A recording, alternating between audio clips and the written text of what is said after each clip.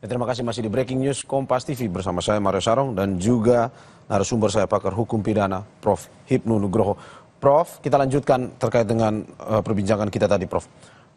Ya, Dari yang dilakukan pada hari ini, akhirnya pernyataan yang disampaikan oleh kuasa hukum Hasto Kristianto yang mengatakan bahwa KPK ditenggarai telah melakukan obstruction of justice atau menghalang-halangi proses hukum karena tidak hadir. Menurut Anda seperti itu atau bagaimana? ya, kita hormati pendapat Pak Prof. Dudung ya. Tapi kalau menurut saya tidak ya. Karena ini bagian dari proses persidangan di mana antara pemohon termohon apabila pemohon tidak hadir pasti ada alasannya. Ya. Nah, alasan-alasan itulah yang sebagai dasar untuk menghormatinya. Dengan demikian, kalau dikatakan obstruction agak sulit karena bukan menghalangi, ini bagian dari kehadiran untuk mengikuti sidang, sehingga kapan hadir? Karena dalam suatu proses ini pemohon termohon harus hadir kan gitu. Dengan demikian kalau memang tidak hadir sebagai itikat baik harus melakukan suatu permohonan penundaan. Dikabulkan atau tidak majelis hakim yang menentukan. Ini yang harus dipahami. Dengan demikian, saya kira ini bukan masuk kualifikasi sebagai bentuk obstruction of justice, tapi sebagai bentuk penundaan persidangan biar siap untuk melakukan. Kalau toh tadi dikatakan sebagai untuk masuk pokok perkara, ya ini memang bagian strategi. Di dalam melihat persidangan pra-peradilan selalu ada suatu adu strategi antara pemohon dan termohon. Dalam ini KPK. Karena bagaimanapun juga termohon juga punya hak untuk perkara ini segera naik. Kan, gitu. Dengan demikian, strategi dari pemohon hari ini mungkin bayangan kami, pokok perkara segera dinaikkan, dilimpahkan persidangan. Karena memang di dalam pasal 82 huruf D KUHP, ketika suatu pokok perkara dilimpahkan dalam persidangan, maka permohonan pra-peradilan menjadi gugur. Nah, tampaknya hal itu yang akan dilakukan oleh KPK. Begitu, Mas Mario. Oke, Prof. Menarik bahwa melihat kemarin pada pra-peradilan sebelumnya, itu hakim bilang gugatan Hasto kabur atau tidak jelas. Nah, apakah di pra-peradilan saat ini yang dengan 2 gugatan, mungkinkah suatu ketika putusan dari hakim pun akan sama seperti pra-peradilan sebelumnya? Artinya, ya mungkin saja dengan mengatakan bahwa gugatan Hasto masih kabur dan mungkin saja akan ada pra-peradilan berikutnya. Atau mungkin ini sudah pra-peradilan yang final? Enggak juga. Kalau sekarang saya kira sudah fix ya. Karena pemohon, pengacara Pak Hasto saya kira sudah mempelajari kembali. Kalau kemarin alasan hakim menolaknya kan sebetulnya kan bukti yang diajukan, bukti yang disampaikan itu bukti untuk mana?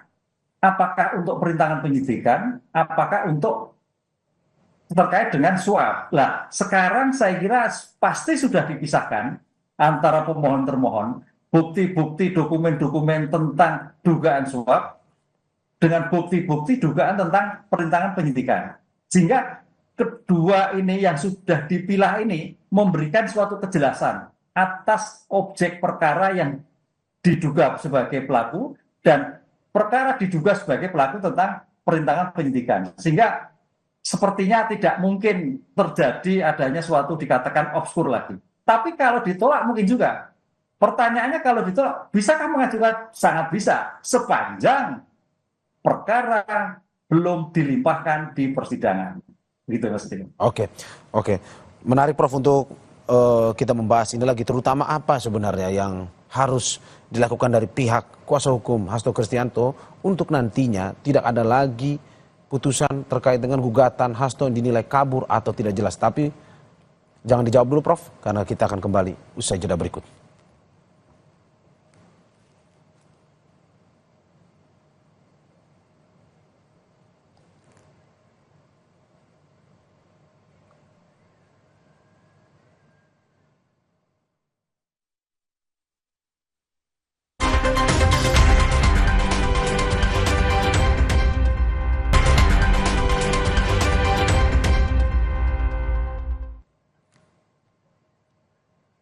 Ya, terima kasih masih di Breaking News Kompas TV bersama saya Mario Sarong dan juga narasumber saya Prof. Hipnu Nugroho. pakar hukum pidana Universitas Jenderal Sudirman. Prof, saya lanjut lagi. Terakhir Prof, bagaimana Anda memprediksi jalannya persidangan ke depan terkait dengan sidang 2 gugatan pra-peradilan yang diajukan oleh Hasto Kristianto ini? Ya, sekarang kita pertanyaannya ditunda sampai kapan? Ini yang kita belum tahu. Ya. Kalau ditunda sampai kapan? Karena penundaan ini sangat berdimensi dengan pemeriksaan yang dilakukan oleh KPK terhadap pelimpahan.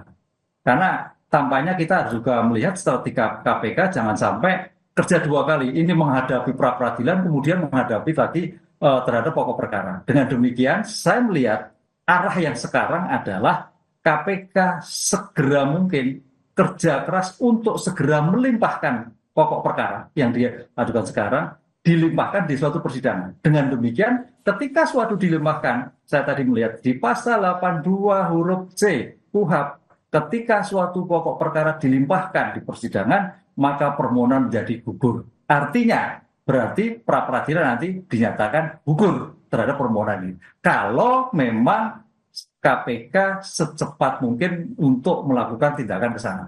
Tapi kalau tidak, kita batasi ya, mau tidak mau dihadapi pra-peradilan ini. Jadi kuncinya adalah tergantung kita tahu seberapa lama penundaan yang dilakukan oleh hakim tunggal yang bersangkutan. Ya, ini menarik untuk diikuti ya Prof, terkait dengan sidang pra-peradilan Jilid 2 Hasto Kristianto Sekjen PDIP. Terima kasih Prof Hipnu Nugroho, pakar hukum pidana Universitas Jenderal Sudirman. Apa yang disampaikan semoga bisa memberikan pengetahuan, insight baru bagi masyarakat terkait dengan sidang pra-peradilan Sekjen PDIP Hasto Kristianto. Terima kasih sekali lagi Prof, sehat selalu. Terima kasih, matur Mas.